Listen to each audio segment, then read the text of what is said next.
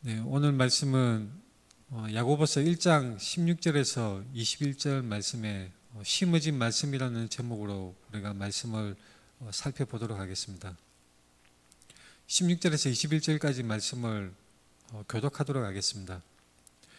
내 사랑하는 형제들아 속지 말라.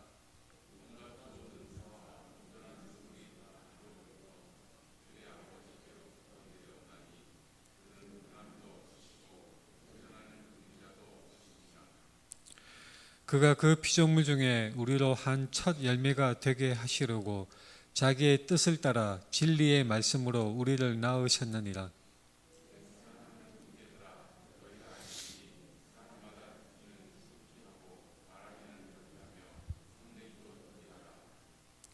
사람이 성내는 것이 하나님의 의를 이루지 못함이라. 같이 읽겠습니다. 그러므로 모든 더러운 것과 넘치는 악을 내버리고 너희 영혼을 능히 구원할 바 마음에 심어진 말씀을 온유함으로 받으라. 아멘. 앞뒤 좌우 우리 돌아보면서 같이 인사하겠습니다. 사랑합니다. 축복합니다. 사랑합니다. 축복합니다. 오늘이 10월 20일입니다. 10월 20일인데 다음 주 10월 27일은 10월 마지막 째 주일로서 종교개혁 주일입니다. 예수 그리스도가 세우신 교회 12제자가 구성원이었고 사도들과 제자들이 그 예수 그리스도의 가르치신 말씀, 그 복음의 말씀을 전하고 전파하고 또한 계속해서 가르침으로 말미암아 우리에게까지 그것이 전달이 되었습니다. 그 말씀 위에 세워진 교회가 초대 교회라고 할 수가 있습니다. 예수님과 그 제자들이 세운 교회, 그리고 그 제자들의 제자들, 그 제자들의 제자들이 또한 가르쳐서 계속 확대되는 그 초대 교회가 바로 예수님 직후에, 부활하신 직후에 세워진 교회였다고 우리가 볼 수가 있습니다. 이 초대 교회가 결정적으로 타락을 하게 되죠. 언제 타락을 하게 되냐면 콘스탄틴 대제가 313년 로마의 국교로 인정을 하면서 로마의 제도권으로 이 교회가 들어오면서부터 급격하게 교회가 타락하기 시작합니다. 왜 타락을 했을까요? 바로 교회가 권력과 명예와 돈을 가지면서 교회는 급속하게 타락을 하는 것입니다.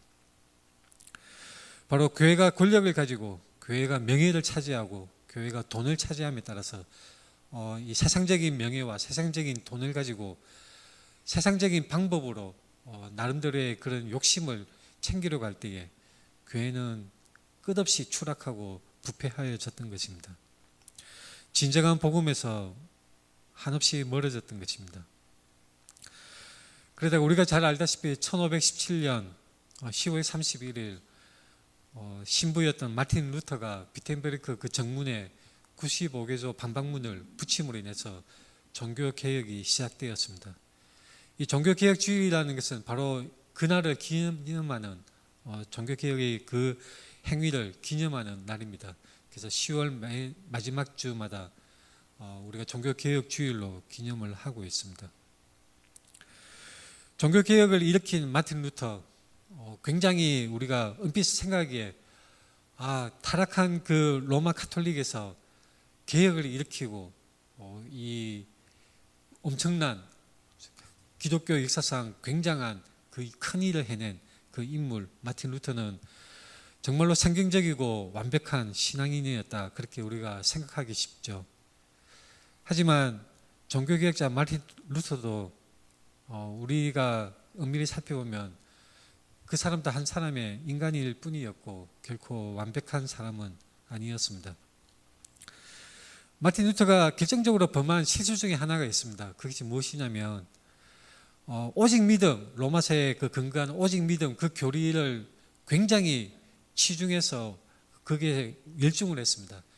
그래서 로마 카톨릭의 그런 잘못된 부분들을 꼬집기 위해서, 개혁하기 위해서 오직 믿음의 그 신조, 그 교리를 붙들고 아주 열중을 한 나머지 얼핏 보면 우리가 반대되는, 마치 로마서 말씀과 충돌하는 것 같은 야고보서 말씀을 대해서 이 충돌하는 것으로 오해를 하기 쉬운데, 마틴 루터는 이 야고보서를 지푸라기 서신이라고 불렀습니다. 그래서 그 중요성을 굉장히 평가절하하고 마치 우리에게 필요 없는, 신약 교회는 읽을 필요조차도 없는 그런 성경인 것처럼 야고보서를 취급을 했던 것입니다. 마틴 루터뿐만이 아닙니다. 어떤 신학자는 야고보서는 아무런 교리도 없고 스토리도 없고 뚜렷한 주제도 없고 논리의 전개도 없고 그저 잠언처럼 이것저것 왔다 갔다 하는 그런 내용을 짜집기한 그냥 이 말 저 말을 순서 없이 나열한 것이라고 그렇게 주장을 하는 신학자도 있습니다. 우리가 얼핏 야고보서를 읽으면 정말로 그런 것 같기도 하죠. 왜냐하면 느닷없는 새로운 표현이 나오고 느닷없는 새로운 주제가 시작되는 것처럼 그렇게 보여지기 때문입니다. 그러나 그렇지 않습니다. 야고보서는 현대, 특히 요즘 들어와서 야고보서의 수많은 그 깊이 있는 말씀에 대해서 많은 신학자들이 보물을 새롭게 발견한 것이 마냥 수많은 논문과 저작들이 쏟아져 나오고 있습니다. 야고보서에 얼핏 보면 아무런 스토리가 없이 그냥 중구난방으로 왔다 갔다 하는 식으로 기술되는 것처럼 보여지지만 자세히 살펴보면 그 속에 숨겨진 주제가 뚜렷하게 상반되는 그 주제가 뚜렷하게 주관을 가지고 일괄적으로 일관성을 가지고 펼쳐지고 묘사되는 것을 우리가 관찰할 수가 있는 것입니다. 우리는 하나님의 말씀인 야고보서를 결코 업신여기거나 가볍게 여기면 안 됩니다. 성경 66권 총 1189장이죠. 1189장 그리고 구절로는 31,173절인데 이 모든 장, 모든 성경의 모든 책들과 모든 장과 모든 구절과 단 단어 하나하나까지 우리는 결코 어느 하나를 무시하거나 가볍게 여겨서는 안 되는 것입니다. 사람들 중에 완벽한 사람은 없었습니다. 마틴 루터도 야고보서를 가볍게 취급하고 지푸라기 서신으로 부르는 그런 잘못을 범했던 것입니다. 성경에 나오는 수많은 인물들도 완벽한 사람은 없습니다. 참 하나님이자 참 사람이신 예수 그리스도를 제외하고 성경의 어떤 인물도 완벽한 사람은 없습니다. 마틴 루터 종교개혁을 일으킨 그 마틴 루터도 결함이 있었고 여러 종교개혁자들, 다른 종교개혁자들 쩌빙글리나 칼빈 같은 사람들도 다 결함이 있었던 것입니다. 심지어는 구약의 믿음의 조상 아브라함도 마찬가지 완벽한 사람은 아니었습니다. 아브라함도 사람을 두려워하고 하나님의 그 언약의 말씀에 대해서 조급해하는 마음을 가지고 사람의 방법으로 혈과 육의 방법으로 그것을 앞당기고자 하는 그런 잘못을 범했던 것이 아브라함이었습니다. 출애굽한 이스라엘도 완벽한 민족들은 아니었죠. 완벽한 백성들은 아니었습니다. 출애굽한 이스라엘도 툭하면 애굽으로 돌아가야겠다. 노예일지언정 고기를 먹을 수 있고 나름대로 먹고 살 수 있지 않았느냐. 끊임없이 하나님을 원망하고 모세를 원망하던 사람들이 바로 출애굽한 이스라엘 백성들이었습니다. 구약 전체를 통해 보는 하나님의 선민, 그 택하신 민족 이스라엘 백성도 결코 문제가 없지 않았던 것입니다. 오히려 끊임없이 계속 반복적으로 죄악을 저지르고 하나님께 얻어터지고 또 회개하고 또 죄를 저지르고 그런 식으로 계속 반복되는 패턴을 우리가 볼 수가 있습니다. 예수님의 12제자들은 문제가 없었을까요? 마찬가지 많은 문제가 있었습니다. 예수님의 그 천국 복음, 살아있는 생생한 하나님의 말씀을 직접 귀로 듣고 눈으로 봄에도 불구하고 끊임없이 자신들의 욕심을 챙기고 서로 시기하고 질투하고 싸우는 사람들이 바로 예수님의 제자들이었던 것입니다. 심지어는 수제자 베드로는 예수님을 부인하는 말을 하기까지 했던 그런 사람들이었습니다. 그리고 예수님이 그 가르치신 12제자 중에는 가룟 유다처럼 아예 예수님을 배반하는 사람까지 있었던 것입니다. 성경의 모든 위대한 여러 인물들, 다윗들까지 포함해서 모세도 그렇고 많은 결함이 있었습니다. 자, 이 오늘 본문 야고보서를 수신하는 당시에 이 야고보서를 받아듣는 그 독자들, 이 독자들도 마찬가지 초대교회였지만 여러 가지 많은 심각한 문제들이 있었습니다. 야고보서는 엄밀히 살펴보면 이 결함 많은 사람들, 많은 결점이 있고 결함이 있는, 잘못을 저지르고 있고 또한 여러 가지 잘못된 것들이 고쳐야 될 부분들이 많은 그러한 사람들, 바로 초대교회 사람들이었죠.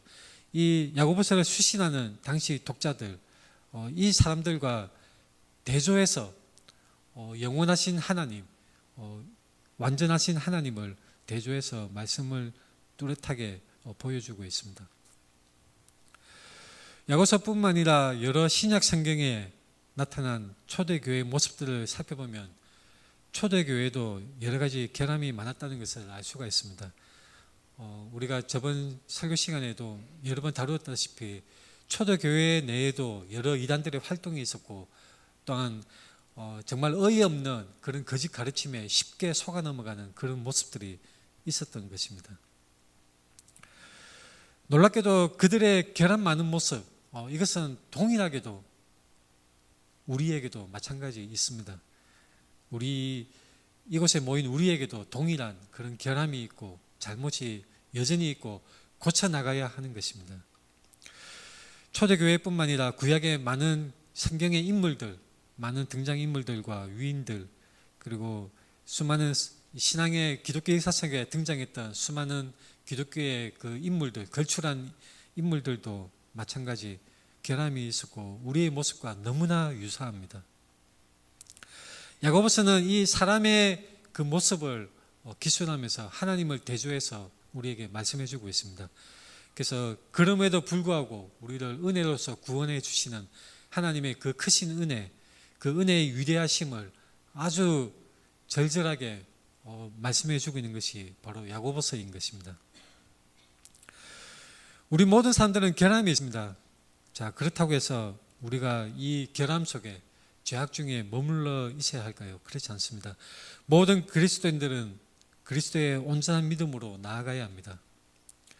출애굽한 이스라엘 백성들이나 예수님의 제자들, 그리고 초대교회 그리스도인들, 그들 모두가 잘못이 있고 결함이 있다고 해서 우리의 삶 가운데서 여전히 죄 가운데 머물러 있고 여전히 잘못되고 이 더러운 것 중에 우리가 계속 머무르고 있다면 그것은 하나님이 기뻐하시는 것이 아닙니다. 하나님은 말씀을 통해서 우리에게 분명하게 말씀하고 명령하시고 있습니다.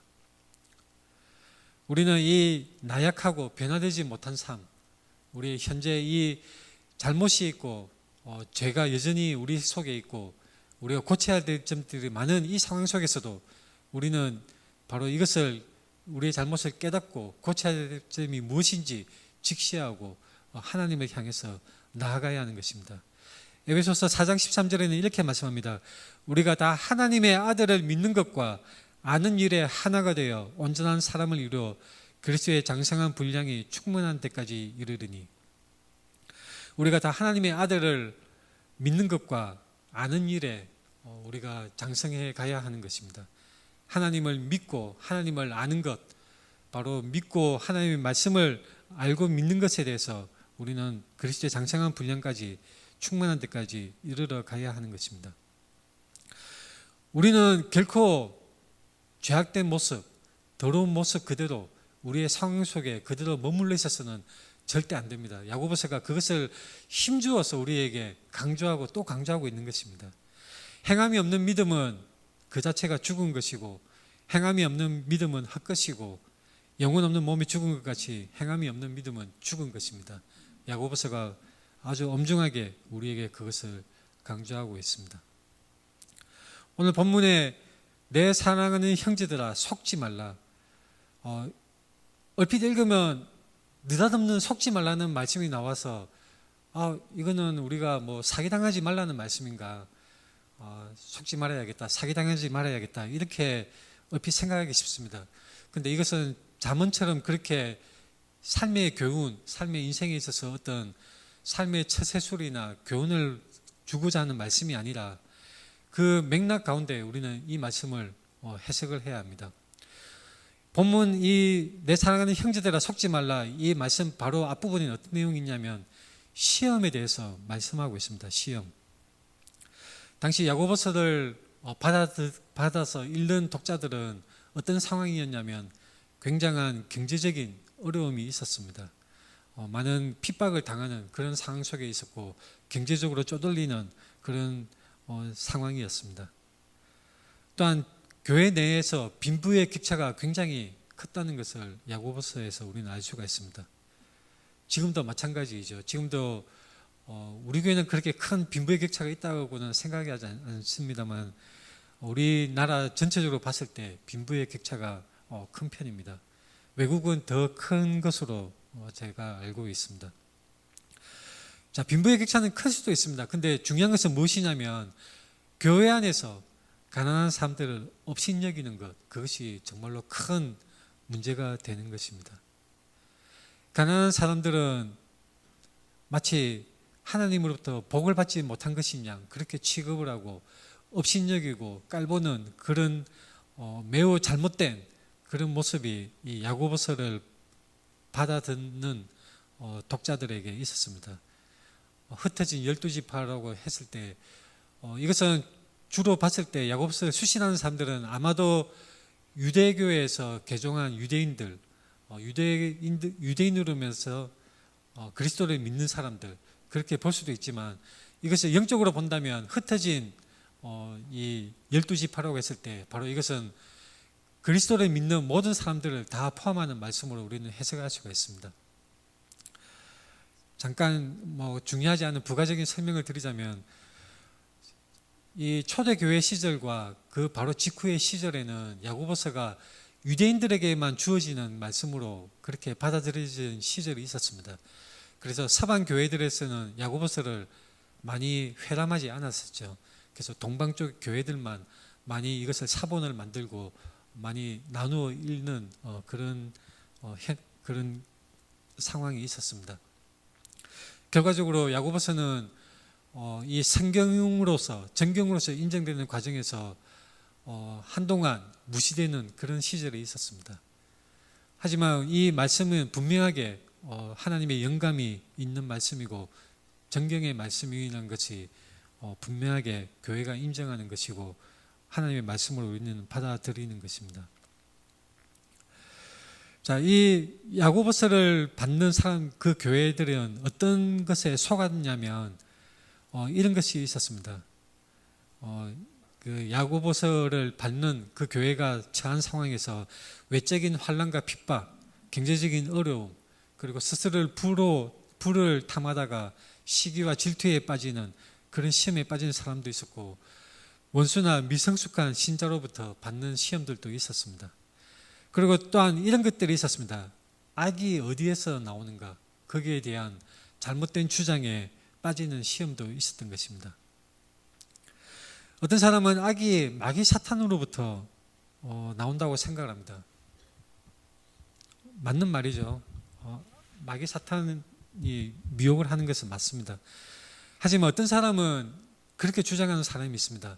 내가 죄를 짓는 것은 마귀가 나를 미혹했기 때문이야. 나는 하나님을 믿고 하나님의 백성으로 나는 살아가는데 마귀가 나를 미혹해서 마귀가 잠깐 내 속에 들어와서 나로 하여금 죄를 짓게 했어. 그래서 나는 죄가 없어. 이렇게 주장하는 사람이 있습니다. 그 언론에 나온 모 목사는 그 여전도사와 간통을 했다가 그것이 들통났을 때 나는 하나님의 종으로 나는 살고자 했는데 마귀가 잠깐 내 몸을 사용했을 뿐이야. 이런 식으로 변명을 하는 것이 언론에 나온 적이 있습니다. 마귀가 책임이 있나요? 자, 마귀는 마귀 자신의 책임을 지는 것이고 우리의 죄는 마귀한테 돌릴 것이 아니라 바로 우리 자신이 책임을 져야 하는 것입니다. 자신의 죄는 그 자신의 책임입니다. 우리가 죄를 짓는다면 그것을 딴 데 책임을 돌릴 것이 아니라 자신의 죄는 자기가 책임을 져야 하는 것입니다. 자신의 악은 온전히 자신의 책임 100%입니다. 결코 마귀 사탄이나 다른 사람 탓으로 돌리면 안 됩니다. 죄의 습성이 그런 게 있습니다. 자기 죄의 책임을 다른 사람에게 전가하는 그런 습성이 있죠. 하와가 죄를 짓고 아담이 죄를 지었을 때 다른 사람에게 전가하는 그런 모습이 분명하게 나타납니다. 심지어는 아담은 결국은 그 책임을 하나님께 전가하는 그런 모습이 창세기에 분명히 나타나 있습니다. 그래서 어떤 사람은 이 자신이 지은 죄는 자신의 책임이 아니다.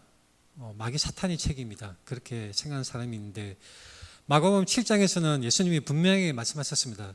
사람에게서 나오는 그것이 사람을 더럽게 하느니라. 이 모든 악한 것이 다 속에서 나와서 사람을 더럽게 하느니라. 예수님은 분명하게 말씀하셨습니다. 또 어떤 사람은 이런 사람이 있습니다. 하나님이 죄를 짓게 했다라고 그렇게 생각하는 사람이 있습니다. 내가 죄를 짓는 순간에 왜 하나님이 그 하늘에서 뭔가 광선을 비춘다든지 음성을 내 귀에 들려준다든지 해서 내가 죄를 짓는 순간에 왜 하나님이 그것을 막지 않으셨는가? 하나님의 책임이다. 이렇게 주장을 하는 사람들이 있는 것이죠. 이것은 매우 간사하고 교만한 생각입니다. 야고보서를 수신하는 독자인 그리스도인 교회, 그 교회 속에도 이렇게 생각하는 사람들이 있었습니다. 마귀 사탄으로 인해서 자기가 죄를 짓는 것이고 그래서 자신은 책임이 없다. 또 어떤 사람들은 바로 하나님 때문에 자기가 죄를 짓는 것이다. 그렇게 생각을 하는 사람들이 있던 것입니다. 그래서 이 교회 내에 그런 주장들이 있었습니다. 하나님은 선하지 않다. 하나님을 신뢰하는 사람들에게 하나님은 지혜를 나누어지지 않았다. 그리고 자기 백성을 선동하고 미혹해서 죄를 짓게 하고 하나님이 점찍은 특별한 사람만 계속 인도하고 많은 사람들을 그냥 죄를 짓게 하고 지옥에 가도록 그렇게 인도하는 그런 분이다. 그리고 하나님은 변덕스러워서 구원을 줬다가 뺐었다가 이렇게 하는 분이다. 이렇게 주장하는 그런 잘못되고 이단적인 주장들이 이 교회에도 있었던 것입니다. 우리 교회는 어떠합니까? 우리 속에도 이렇게 생각하는 사람이 있습니까? 모 이단은 그렇게 주장하죠. 마귀가 죄를 짓게 한다. 그래서 마치 우리는 이미 구원받았으니까 우리가 짓는 죄는 결코 우리와 상관이 없다는 식으로 가르치는 이단이 있습니다. 죄는 절대적으로 전적으로 우리의 책임입니다. 성경에 보면 가룟 유다가 이 마귀가 들어갔다는 구절이 나오지만 가룟 유다가 지은 그 죄 자체는 전적으로 가룟 유다의 책임인 것입니다. 다윗이 바세바를 취한 죄도 마찬가지입니다. 전적으로 다윗의 책임입니다. 우리가 죄를 지을 때에 그 죄는 전적으로 우리 자신의 책임입니다.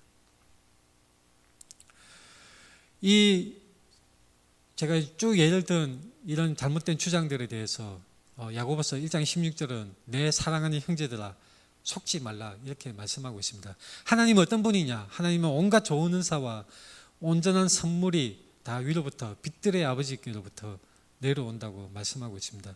하나님은 어떤 분이시냐? 변함이 없으신 분이십니다. 하나님은 어떤 분이십니까? 회전하는 그림자도 없으신 분이십니다. 결코 변함이 없는 그런 분이 바로 우리 하나님이십니다. 우리는 속지 말아야 합니다. 인간은 자신의 욕망으로부터 죄를 짓는 것입니다. 인간은 자신의 욕망으로부터 시험을 받습니다. 하나님은 온갖 좋은 은사와 온전한 선물을 주시는 분이십니다. 여기서 빛들의 아버지가 무슨 뜻일까요? 빛들의 아버지. 시편 136편에는 이런 구절이 있습니다. 지혜로 하늘을 지으신 이에게 감사하라. 그 인자심이 영원하미로다. 땅을 물 위에 펴신 이에게 감사하라. 그 인자심이 영원하미로다. 136편 7절에 큰 빛들을 지으신 이에게 감사하라. 그 인자심이 영원하미로다. 8절에 해로 낮을 주관하게 하신 이에게 감사하라. 그 인자심이 영원하미로다. 9절에는 달과 별들로 밤을 주관하게 하신 이에게 감사하라.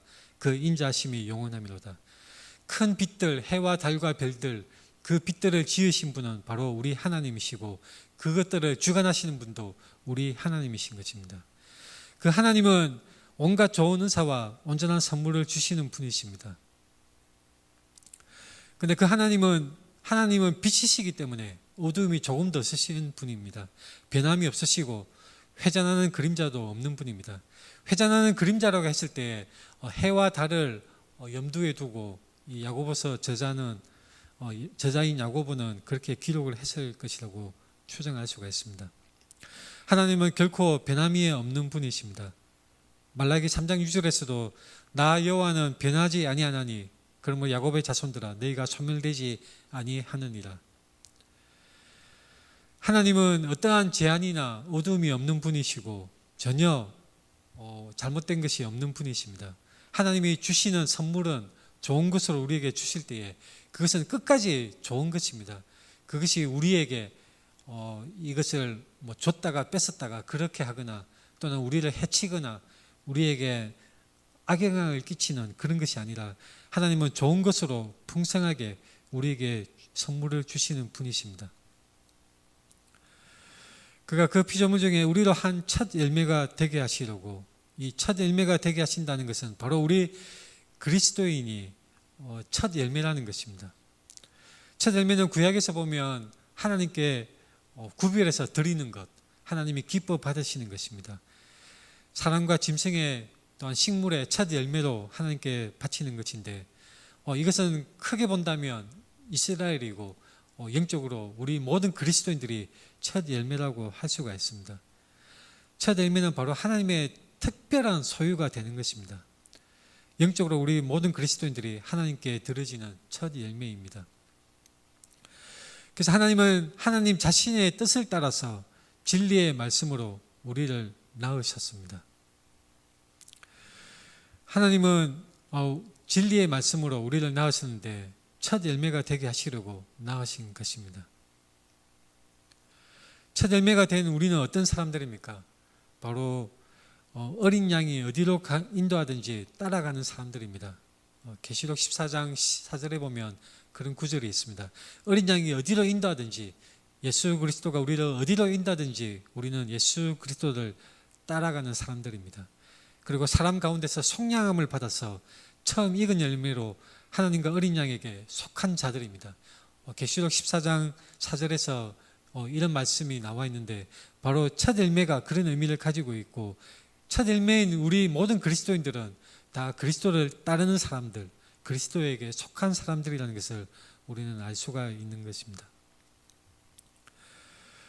여기서 18절에서 자기의 뜻을 따라, 하나님의 뜻이죠. 하나님의 뜻을 따라, 하나님은 하나님의 뜻을 따라 진리의 말씀으로 우리를 낳으셨는데 왜 야고보서는 여기서 하나님의 뜻을 따라라고 썼을까요? 왜냐하면 우리 본문 앞부분에는 각 사람의 그 인간의 부족함에 대해서 기술하고 있기 때문입니다. 사람은 어떤 사람들입니까? 그 1장 14절에 보면 각 사람이 시험을 받는 것은 자기 욕심에 끌려 미혹됨이니 욕심이 잉태한 즉 죄를 낳고 죄가 장성한 즉 사망을 낳느니라. 결국 사람은 욕심을 따라서 이 죄를 낳고 사망을 낳는데, 그러나 그에 대조해서 사람의 그 부족하고 잘못된 것에 대조해서 하나님, 영원하신 하나님을 대조해서 야고보서는 쭉 말씀을 하고 있습니다. 그래서 하나님은 하나님의 뜻을 따라서, 사람과는 달리 하나님의 뜻을 따라서 진리의 말씀으로 우리를 낳으시는 분입니다. 하나님이 우리를 낳으셨습니다. 하나님은 우리 아버지이십니다. 하나님이 우리 아버지이신데 우리 많은 사람들이 아빠 아버지의 그 아버지 되심을 누리지 못하고 하나님의 자녀로서 살아가지 못하는 것을 많이 볼 수가 있습니다. 기독교인들이 너무나 나약하죠. 마치 아버지가 없는 것이냐, 그렇게 이리 치이고 저리 치이고 연약하게 나약하게 살아가고 있는 것이 바로 우리의 모습입니다. 교수님이 이런 표현을 하신 적이 있습니다. 우리가 홍길동인가, 아버지를 부르지 못하고 마치 아버지가 없는 것처럼 그렇게 살아가는 우리의 모습이 바로 홍길동인 것처럼 그렇게 살아가고 있다는 그런 말씀을 들은 적이 있습니다. 하나님께서는 우리의 아버지이십니다. 천지 만물을 지으시고 빛들을 주관하시는 이 세상 우주 만물을 다스리시는 그 하나님이 우리의 친한 우리의 아버지이신 것입니다. 아빠 아버지이십니다. 우리는 그 하나님의 자녀로서 바른 삶을 살아가야 합니다. 야고보서에 강조하는 것이 바로 그것입니다. 야고보서에서는 하나님과 사람을 대조해서 쭉 말씀을 하고 있습니다. 20절에서는 갑자기 이런 말씀이 나오죠. 사람이 성내는 것이 하나님의 의를 이루지 못합니다. 왜 갑자기 사람이 성내는 것이 하나님의 의를 이루지 못한다는 이 말씀이 왜 나올까? 이것은 계속해서 맥락 속에서 말씀되어지고 있는 내용입니다. 우리 사람들은 우리의 기질과 죄의 성향을 가지고 결코 하나님의 의를 이루지 못합니다. 사람의 능력으로 하나님의 일을 할 수가 없습니다. 혈과 육의 방법으로 우리가 하나님의 일을 이루는 것이 불가능한 것입니다. 사람의 행위로는 우리가 결코 구원을 얻어낼 수가 없습니다. 우리 모든 그리스도인은 진리의 말씀으로 태어났고 우리 속에 하나님의 말씀이 심어져 있습니다. 우리 마음속에 하나님의 말씀이 작동하고 있는 것입니다. 우리 마음속에는 그 하나님의 심겨진 말씀이 계속해서 뿌리를 내리고 작동하여서 우리 마음속에 침투하고 있습니다. 새겨져 있습니다. 마음판에 새겨져 있고 계속해서 뿌리를 내리고 성장하는 것입니다. 심어진 말씀, 이것은 야고보서에서 가장 핵심적인 표현이라고 할 수가 있습니다. 심어진 말씀. 그리스도인이 참된 그리스도인이냐 아니면 쭉쟁이 가짜 그리스도인이냐, 그 차이가 어디에 있습니까? 바로 하나님의 생명의 말씀, 이 복음의 말씀이 우리 마음속에 심어져 있는가 그렇지 않은가입니다. 하나님의 말씀이 우리 속에 자라고 있다면, 우리 속에 생명이 자라고 있다면 우리의 삶은 점차 그리스도를 닮아가게 되고 그리스도의 향기를 나타내게 됩니다. 이 21절 말씀에서는 모든 더러운 것과 넘치는 악을 내버리고 너희 영혼을 능히 구원할 바 마음에 심어진 말씀을 온유함으로 받으라, 이렇게 말씀하고 있습니다. 마음에 심어진 말씀을 온유함으로 받으라. 마태복음 13장에는 그 씨 뿌리는 비유가 나옵니다. 우리가 너무나 잘 알고 있는 말씀이죠. 그래서 씨를 뿌렸는데 이것이 잘 자라지 못하는 여러 가지 상황에 대해서 예수님이 비유로 말씀하신 것입니다. 그런데 좋은 땅에 뿌려졌다는 것은 말씀을 듣고 깨닫는 자, 100배, 60배, 30배의 결실을 맺게 되는 것입니다. 야고보서에서 말씀하는 이 심어진 말씀은 바로 생명의 말씀이고 복음의 말씀입니다. 이 야고보서 말씀과 행위의 그 성도로서의 거룩한 삶을 행할 것을 강조하는 이 야고보서 말씀과 믿음으로 구원받는 그 로마서 말씀은 결코 충돌하는 것이 아닙니다. 서로 다른 면을 강조하고 있는 것입니다. 구원은 어떻게 받습니까? 우리가 예수 그리스도를 믿음으로 받습니다. 오직 믿음으로 받는 것입니다. 결코 행위로 받는 것이 아닙니다. 하지만 우리가 참된 그리스도인이라면, 우리가 참된 믿음을 가지고 있다면 우리의 삶은 점차 변화하게 되고 그리스도를 닮아가게 되는 것입니다. 온유함으로 받으라는 것은 왜 이렇게 말씀을 할까요? 바로 19절, 20절에 나오는 그 인간이 하는 성내는 것과 대조되는 말씀입니다. 어떤 것이 온유한 사람입니까? 바로 가난한 자들, 심령이 가난한 자들입니다. 마음이 온유한 자들입니다. 왜 온유하냐면 내가 구원을 얻어내겠어, 내가 천국에 들어가겠어, 기세등등하게 그렇게 막 하는 것이 아니라 도저히 나에게는 아무런 희망이 없고 나에게는 아무런 능력이 없다는 것을 하나님 앞에 고백하고 도리가 없어서, 아무런 방도가 없어서 잠잠히 하나님을 바라보고 하나님을 의지하는 사람, 바로 그 사람이 온유한 사람인 것입니다. 겸손하게 기다리며 하나님을 의지하고 하나님을 찾는 사람, 바로 그 사람이 온유한 사람입니다. 하나님, 내가 내 죄를 어떻게 할 수가 없습니다. 나를 불쌍히 여겨 주십시오. 오직 주님만이 나를 구해 주실 수 있습니다. 오호라, 나는 공고한 사람이로다. 이 사망의 몸에서 누가 나를 건져내랴. 하나님, 제발 나를 건져 주십시오. 나를 구원해 주십시오. 이것이 바로 온유한 사람의 마음이고 온유한 사람의 태도인 것입니다. 우리 자신으로는 어쩔 도리가 없습니다. 이 세상에 살아갈 때에 우리 힘으로 이길 수가 없는 것입니다. 마태복음 5장에서 온유한 자는 복이 있나니 그들이 땅을 기업으로 받을 것이며, 이 땅을 받는다는 것은 뭐 서울 강남 어디 그 땅을 우리가 차지한다, 우리가 뭐 아파트를 받고 토지를 차지한다, 그런 의미가 아니라 하나님의 통치가 이루어지는 하나님 나라에서 그 하나님 나라에 하나님의 통치가 이루어지는 그 땅을 받는다는 그런 의미입니다. 온유한 자, 바로 하나님을 의지하는 사람입니다. 온유한 자는 하나님을 간절히 갈구하고 하나님을 찾는 사람입니다. 우리는 어떻게 오늘을 살아가야 합니까? 우리는 어떻게 오늘 말씀에 반응해야 합니까? 우리는 온유한 자가 되어야 합니다. 우리 마음속에 심어진 말씀, 이 하나님의 말씀을 간절히 바라고 그 말씀을 붙들고 오직 주님밖에 없습니다 인정하고 하나님 앞에 나아가야 하는 것입니다. 우리는 그것을 위해서 어떻게 해야 합니까? 야고보서에서 강조하는 것처럼 지혜를 구하고 우리가 하나님께 기도해야 하는 것입니다. 하나님께 구하십시오. 나에게 정말로 합당하지 못한, 천국 백성으로서 합당하지 못한 이 우리의 모습을 하나님 앞에 눈물로 회개하고 기도하고 하나님 앞에 간절히 구해야 합니다. 오직 주님밖에 구원이 없는 것입니다. 이 하나님의 은혜는 우리가 결코 지나치지 말아야 합니다. 우리의 모든 더러운 것과 넘치는 악을 우리는 내어버려야 합니다. 우리를 구원하시는 하나님의 그 말씀, 하나님의 은혜를 간절히 사모하고 그 말씀에 의지해야 합니다. 이 말씀은 어떤 말씀입니까?